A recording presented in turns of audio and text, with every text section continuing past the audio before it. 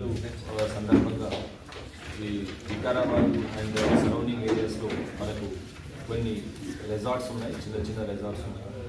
అదే కాకుండా form houses కూడా ఉన్నాయి.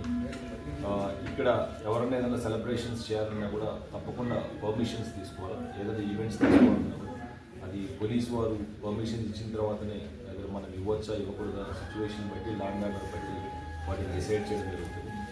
ఎటువంటి పరిస్థితుల్లో ఎవరైనా కానీ పర్మిషన్స్ తీసుకోకుండా మీరు ఏదైనా ఈవెంట్ ఆర్గనైజ్ చేసినా లేకపోతే టూరిస్ట్ని మీరు ఎంకరేజ్ చేసే ఏదైనా యాక్టివిటీస్ ఈవెంట్స్ ఏమైనా చేసినా కూడా తప్పకుండా మీ పైన చట్టపరమైన చర్యలు తీసుకోవడం జరుగుతుంది.